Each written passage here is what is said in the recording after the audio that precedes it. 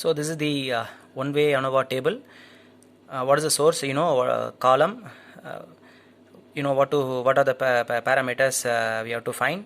So now we'll see how to find those factors. What is AC square and all. Initially, all statistical tests will start with the null hypothesis and then alternate hypothesis. Null hypothesis corresponding to one-way classification is variation with respect to column is not significant. In simple, if we say there is no significant difference between the data. What is H1? Alternate hypothesis. Variation with respect to column is significant. There are some significant differences. You may ask, what is that null hypothesis, alternate hypothesis? Say for example, I want to test the marks of our CSE class. Initially, what I will assume? I will assume that all students are scored significantly. There is no significant difference between the scores among the students.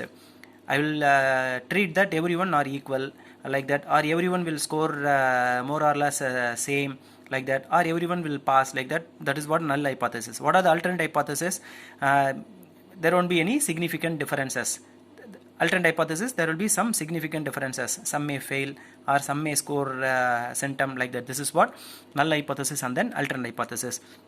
So C, what does C refers? C refers total number of columns. As I said earlier, sometimes they may give data in rows, we need to write in columns. So C refers number of total number of columns. What is N refers? Total number of observation. That can be calculated. No need to worry about that. What is alpha? Alpha is the level of significance.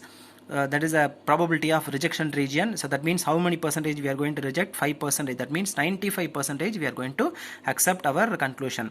So first we need to find CF. What is CF refers? Correction factor. How that correction factor is determined?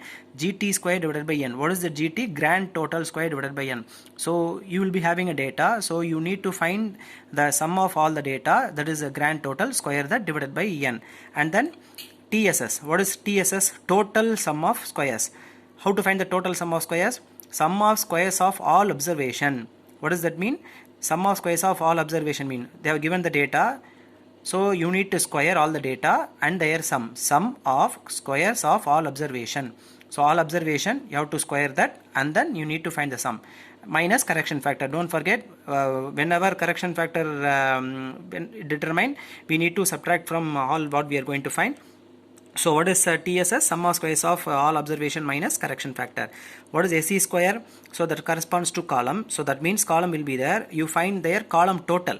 So first you find the column total, square of column total.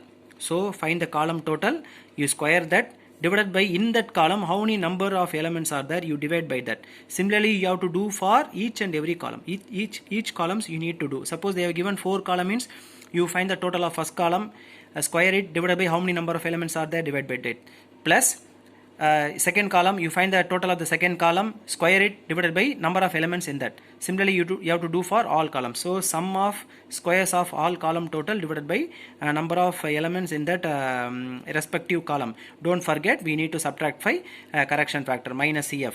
As I said earlier, what is the total? It's nothing but column plus error. That is sum of squares of column plus sum of squares of error. So that means already what we got, total we got, SE square we got. That means it will be easy for us to find what is SE square. What is SE square? TSS minus SE square. So this is the way how we are going to determine all those factors. And then after finding all this, we need to compute this table.